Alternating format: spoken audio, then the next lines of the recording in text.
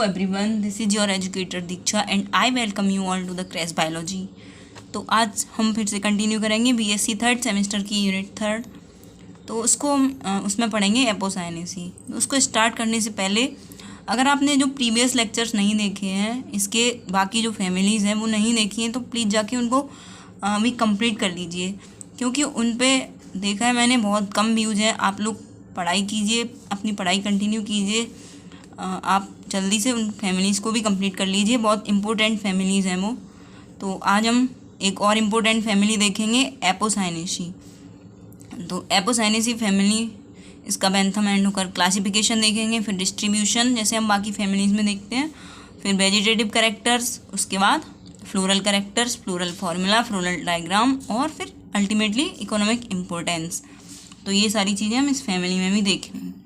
तो इस फैमिली का जो मेन कैरेक्टर है कि इसमें लेटेक्स प्रेजेंट होता है, वाइट मिल्की लेटेक्स, इसका ये मेन कैरेक्टर है। इसके प्लांट्स आप इस तरह से पहचान सकते हो, एक मिल्क जैसा एक सब्सटेंस निकलेगा इसके स्टेम से, फ्लावर्स से, तो आप समझ सकते हैं ये एपोसाइनेसी फैमिली का है। और भी हम कैरेक्टर्स देखेंगे, पर ये मेन कैरेक्टर है समझने के लिए। तो क्लासिफिकेशन देखते हैं सबसे पहले। Class dicotyledonae, sub class gamopetalae, series bicarpellatae, order gentianales. अब हम डिस्ट्रीब्यूशन देखेंगे इसका। A family of 180 genera and 1500 species distributed mainly in the warmer parts of the world but a few are temperate. तो इसके 180 जेनेरा हैं world wide distributed और 1500 species हैं, और मेनली वार्मर पार्ट्स में डिस्ट्रीब्यूटेड हैं, लेकिन कुछ टेम्परेट रीजन्स में भी मिल जाते हैं। In India, the family is represented by 29 genera and 60 family occurring chiefly in the eastern Himalaya and southern peninsular India। India में 29 जेनेरा है और 60 स्पीसीज हैं उनकी, जो कि चीफली ईस्टर्न हिमालय में मिलते हैं और साउदर्न पेनिनसुलर इंडिया में मिलते हैं। अब हम इसके कुछ वेल नोन एग्जांपल्स देखते हैं। Well known examples are oleander है जो कि येलो, जिसको बोलते हैं नेरियम ओलियंडर, जो कि कनेर का फ्लावर होता है। येलो ओलियंडर, ये इसको बोलते हैं थिवेशिया पेरुवियाना, ये पीली कनेर होती है। सदाबहार कैथरेंथस रोजियस और सर्पगंधा, ये इसका बहुत इंपॉर्टेंट प्लांट है सर्पगंधा, इसको बोलते हैं रॉवोल्फिया सर्पेंटिना। ये बहुत यूजफुल मेडिसिनल प्लांट है, इसके बारे में हम देखेंगे। तो रॉवोल्फिया सर्पेंटिना, तो ये इसके कुछ वेल नोन एग्जाम्पल्स हो गए। अब हम देखेंगे इसके vegetative characters. The plants are herbs होते हैं ये प्लांट। लॉकनेरा एग्जाम्पल है हर्ब्स का, श्रब्स का एग्जाम्पल है नेरियम थिवेशिया, और ट्रीज का एग्जाम्पल है होलेरेना, और क्लाइंबर्स भी होते हैं इस फैमिली में, उसका एग्जाम्पल है बेलेरिस। Sometimes stems are armed with sharp spines as in Carissa. तो कभी कभार स्टेम्स में स्पाइंस भी मिल जाते हैं, कांटे भी होते हैं, जैसे कैरिसा में। कैरिसा होता है करौंदा का पेड़, तो कैरिसा जैसे शार्प स्पाइंस भी मिल जाते हैं स्टेम्स में। Presence of milky latex in the stems and leaves is the characteristic feature of the family. तो मिल्की लेटेक्स मिलता है हमें लीव्स और स्टेम्स में इस फैमिली के, और ये इसका मेन फीचर भी है, मैंने जैसे आपको पहले बता दिया है, तो ये याद रखना। The muscular bundles are bicollateral in stems. तो स्टेम्स में मस्कुलर बंडल कैसे होते हैं, बाइकोलेटरल होते हैं। अब लीव्स के बारे में देखेंगे। लीव्स आर यूजुअली अपोजिट डेक्यूशेट, और नॉर्मल प्लांट्स में नॉर्मली अपोजिट होती हैं, डेक्यूशेट होती हैं, और थिवेशिया में अल्टरनेट होती हैं, और होल्ड होती हैं रॉवोल्फिया में। और उसके बाद सिंपल एंटायर और मोस्टली एग स्टिपुलेट होती हैं, but small interpetiolar stipules are present in Tabernaemontana. तो इस प्लांट में होते हैं स्टिप्यूल्स। अब नेक्स्ट हम देखेंगे इन्फ्लोरेसेंस एंड फ्लावर के बारे में। Flowers are usually arranged in axillary और टर्मिनल साइमोज और पेनिकल इन्फ्लोरेसेंस। तो फ्लावर्स किस इन्फ्लोरेसेंस में अरेंज्ड होते हैं, ये अरेंज्ड होते हैं एक्सिलरी या टर्मिनल साइमोज में, और कुछ प्लांट्स में पेनिकल इन्फ्लोरेसेंस प्रेजेंट होता है। Rarely the flowers are solitary, और सॉलिटरी फ्लावर्स होते हैं जो कि अकेले फूल होते हैं, वो रेयरली मिलता है हमें। एग्जाम्पल है कैथरेंथस, सदाबहार का प्लांट आपने देखा होगा, उसमें सिंगल फूल लगा होता है, तो कैथरेंथस इसका एग्जाम्पल है। अब नेक्स्ट देखेंगे हम फ्लावर के बारे में। फ्लावर्स आर ब्रैक्टिएट, ब्रैक्टिएट होते हैं फ्लावर्स, ब्रैक्ट होता है मतलब ब्रैक्टियोलेट, ब्रैक्टियोलेट होता है, ब्रैक्टियोल भी होता है, परफेक्ट फ्लावर होता है मतलब all the 4 whorls are present in the flower. Hermaphrodite होता है, male and female part are present in the same flower. Actinomorphic होता है, सिमेट्री एक्टिनोमॉर्फिक होती है। अब तक तो एक्टिनोमॉर्फिक सिमेट्री जान गए होंगे, लेकिन फिर भी बता देती हूँ। एक्टिनोमॉर्फिक होती है जब हम फ्लावर को बीच से काटेंगे, उसके 2 इक्वल हाफ्स बनेंगे, चाहे हम कहीं से भी काटें। पेंटामेरस 5 के मल्टीपल में सारे होल्स हैं, और समटाइम टेट्रामेरस भी हो सकता है, 4 भी हो सकते हैं। एंड हाइपोगाइनस सुपीरियर ओवरी होती है इसमें। तो ये फ्लावर के कैरेक्टरिस्टिक हो गए। आप लोग नोट्स भी साथ साथ बनाते चलना। अब कैलिक्स के बारे में देखेंगे। कैलिक्स इज गैमोसेपेलस, गैमोसेपेलस कैलिक्स होता है मतलब आपस में जुड़ी हुई होती हैं सेपल्स। 5 लोब्ड होता है एंड ऑफन ग्लैंडुलर इनसाइड, और इनसाइड ग्लैंडुलर होता है, ग्लैंड्स होती हैं अंदर।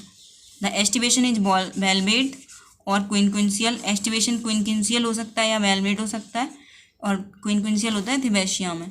And the odd sepal is posterior, और ऑड सेपल पोस्टीरियर होती है। अब कोरोला के बारे में देखेंगे। कोरोला इज गैमोपेटैलस, गैमोपेटैलस होता है मतलब आपस में जुड़ी होती हैं पेटल्स। 5 लोब्ड होता है and usually salver shaped but sometimes campanulate और बेल और फनल शेप्ड। तो ये इसके कुछ शेप्स होते हैं, यूजुअली सेल्वर शेप्ड, कैम्पेन्युलेट, बेल और फनल शेप्ड। इस शेप का प्रेजेंट हो सकता है कोरोला।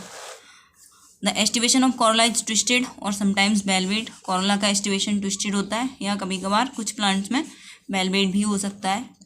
स्टेमन्स के बारे में देखेंगे हम, एंड्रोशियम के बारे में।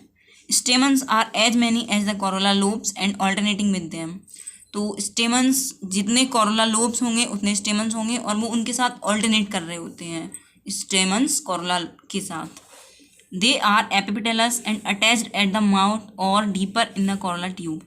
ये एपिपेटलस होते हैं स्टेमन्स, और अटैच्ड होते हैं कोरोला के ट्यूब के माउथ पर या उसके डीप में।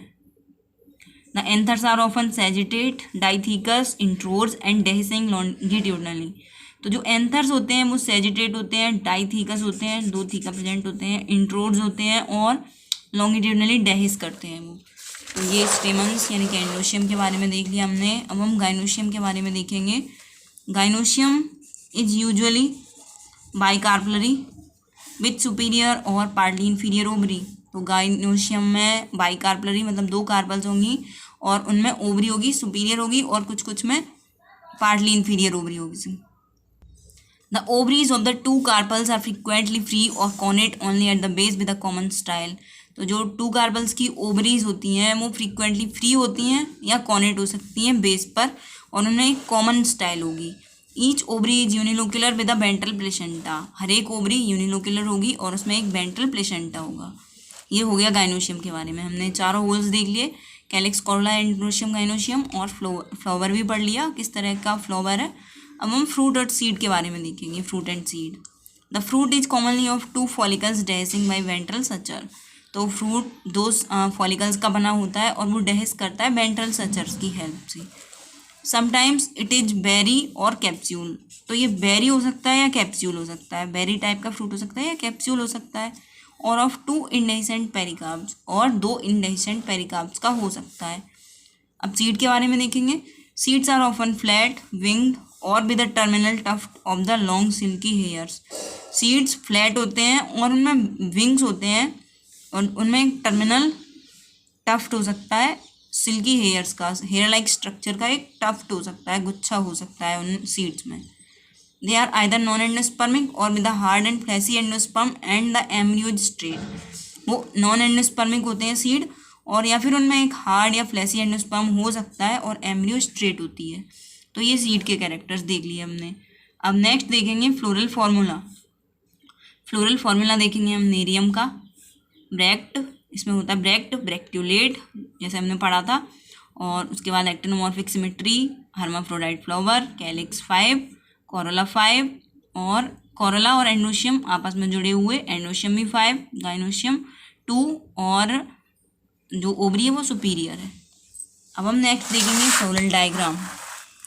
तो फ्लोरल डायग्राम ये बना हुआ है, इसमें ब्रैक्ट और ब्रैक्ट्यूलेट दिख रहे हैं हमें। फ्लोरल डायग्राम भी नेरियम ओलेंडर का ही है, और कैलिक्स का एस्टिवेशन है वेलवेट, ये है ट्विस्टेड एस्टिवेशन कोरोला का, और कोरोला पे ही लगे हुए स्टेमन दिख रहे हैं हमें, इसका मतलब है एपिपेटलस स्टेमन्स हैं। 5 कैलिक्स, 5 कोरोला, 5 स्टेमन्स, और ओवरी इसमें 2 कार्पल्स होते हैं। तो ये हो गया फ्लोरल डायग्राम नेरियम का। ये भी फ्लोरल डायग्राम बनाना आप अच्छे से सीखना, और उसके बाद ये जो चीज़ है, ये इसका एस्टिवेशन ये बनाना बहुत अच्छे से सीख जाना। डिफरेंट टाइप के एस्टिवेशन जो हम पढ़ रहे हैं वो बहुत अच्छे से सीखना, क्योंकि अगर आपने वो नहीं बनाया ढंग से तो आपका फ्लोरल डायग्राम गलत कर दिया जाएगा एग्जाम में और आपको मार्क्स नहीं मिलेंगे। अब इकोनॉमिक इम्पोर्टेंस देखते हैं हम। इस फैमिली की इकोनॉमिक इम्पोर्टेंस क्या है, किस तरह से हम इसके प्लांट्स को यूज करते हैं अपनी डेली लाइफ में। तो इकोनॉमिक इम्पोर्टेंस भी हर फैमिली की याद रखना बहुत इंपॉर्टेंट है। तो सबसे पहले तो ऑर्नामेंटल्स, क्या क्या ऑर्नामेंटल्स की तरह इसके प्लांट यूज होते हैं, कौन कौन से प्लांट्स। तो कैथेरेंथस रोजियस, जिसको सदाबहार कहते हैं, थिवेशिया पेरुवियाना, येलो ओलिएंडर, पीली कनेर, नेरियम ओलिएंडर, ये है इंडियन ओलिएंडर, इसको इसके कलर होता है पिंक, तो कनेर, ये पिंक कलर की कनेर। प्लूमेरिया, इसको बोलते हैं वाइट चंपा। टैबरनी मॉन्टेना डाइवेरिकेटा, इसको बोलते हैं चांदनी। बेलेरिस सोलेनेसी। तो ये इसके ऑर्नामेंटल प्लांट्स हो गए। अब मेडिसिनल प्लांट्स क्या क्या है इस फैमिली के, वो देखेंगे हम। तो सबसे इम्पोर्टेंट मेडिसिनल प्लांट है रॉबवॉल्फिया सर्पेंटिना। और जब हम मेडिसिनल प्लांट पढ़ेंगे 4th सेमेस्टर में, तब भी सबसे इम्पोर्टेंट प्लांट यही होगा, क्योंकि इससे बहुत सारी मेडिसिन बनती हैं और बहुत इंपॉर्टेंट मेडिसिन बनती हैं। और अगर आपको जो मेडिसिनल प्लांट्स हैं उनको थोड़ा डिटेल में देखना है, कौन कौन से प्लांट्स मेडिसिन की तरह यूज किए जाते हैं, तो मेरे चैनल पे अवेलेबल है वीडियो मेडिसिनल प्लांट्स करके, और उनके फैमिली के साथ उनका बोटेनिकल नेम और कॉमन नेम प्रेजेंट है, तो आप वो याद कर सकते हैं। उसके साथ साथ जितने भी प्लांट्स हैं, जैसे पल्सेस और ग्रेन्स और वेजिटेबल्स, ये सारे प्लांट्स मैंने अच्छे से डेडिकेटेड वीडियोस बना के लिस्टेड कर रखे हैं अपने चैनल पे, तो आप जाके देख लेना। मैं वो प्लेलिस्ट डाल दूँगी डिस्क्रिप्शन में, आपके लिए बहुत इंपॉर्टेंट रहेगा वो, तो प्लीज़ जाके देखना वो। अब रॉबवॉल्फिया के बारे में देखते हैं हम। Air dried roots of sarpagandha are the source of a well known drug rauwolfia. तो सबसे पहले तो ये जान लो इसका नाम सर्पगंधा क्यों पड़ा, क्योंकि ये बहुत ऊपर हिमालयाज में मिलता है, और वहाँ पे इसकी जड़ों के पास, इसकी जड़ों का जो शेप होता है वो कैसा होता है, इसकी जड़ों का शेप होता है एक स्नेक जैसा, सर्प जैसा, जिसको हिंदी में सर्प बोलते हैं स्नेक को, इसीलिए इसका नाम सर्पगंधा पड़ गया। अश्वगंधा से मैच मत कर देना इसको, ये अश्वगंधा नहीं है, ये सर्पगंधा है। अश्वगंधा का नाम होता है विदेनिया सोमनीफेरा, जो कि सोलेनेसी फैमिली से बिलोंग करता है। तो ये एक ड्रग देता है rauwolfia. It is an anti hypertensive and sedative. ये एंटी हाइपरटेंसिव है, मतलब हाइपरटेंशन को ख़त्म करने वाला, जो हाइपरटेंशन है, हाई ब्लड प्रेशर, उसको ख़त्म करने के लिए इसको यूज किया जाता है। एंड सिडेटिव, मतलब बॉडी को कूल रखता है। And is widely use for the relief of various central nervous system disorders. और जो सेंट्रल नर्वस सिस्टम के डिसऑर्डर्स होते हैं उनको ख़त्म करने के लिए इसका यूज किया जाता है। तो सर्पगंधा का यूज हम समझ सकते हैं किस लिए किया जाता है, हाइपरटेंशन को ख़त्म करने के लिए। हॉलारेना प्यूबिसेंस, इसको बोलते हैं कुर्ची। नेक्स्ट प्लांट है medicinal plant. Root and stem bark of kurchi is carving and is used in the treatment of dysentery. Root और स्टेम बार्क होता है कुर्ची का, वो किस में यूज किया जाता है, वो डिसेंट्री के ट्रीटमेंट में यूज किया जाता है।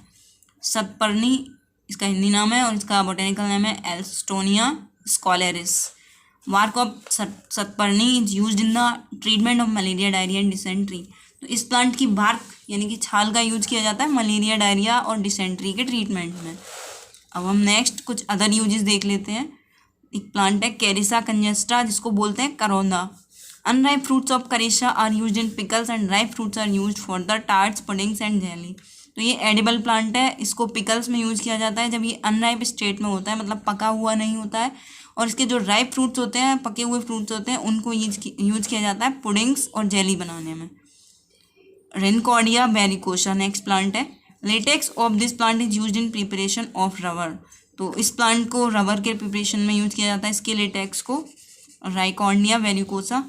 एल्स्टोनिया स्कॉलेरिस, इसका एक और यूज भी है मेडिसिनल यूज के अलावा। Would of this is use for the packing cases, T boxes and writing boards. तो इसकी वुड को यूज किया जाता है डिफरेंट वर्क्स में, जैसे पैकिंग केसेस बनाने में, टी बॉक्सेस बनाने में और राइटिंग बोर्ड्स बनाने में। तो ये हो गई economic importance of the family Apocynaceae, और इसी के साथ हमारी एपोसाइनेसी फैमिली कंप्लीट होती है। तो आज का लेक्चर यहीं पे ख़त्म करते हैं हम। इस लेक्चर में हमने क्या क्या देखा, एपोसाइनेसी का क्लासिफिकेशन देखा, डिस्ट्रीब्यूशन देखा, वेजिटेटिव करेक्टर्स देखे और रिप्रोडक्टिव करेक्टर्स देखे, मतलब फ्लोरल करेक्टर्स देखे, क्या क्या पार्ट्स हैं फ्लावर में, उनके क्या क्या टाइप्स हैं। फ्लोरल फार्मूला देखा, फ्लोरल डायग्राम देखा और इकोनॉमिक इम्पोर्टेंस देखी। तो अगर आपको लेक्चर अच्छा लगा तो प्लीज़ लाइक करना, ज़्यादा से ज़्यादा शेयर भी करना, और अगर चैनल पर नए हैं तो चैनल को सब्सक्राइब कर देना। Thanks for watching.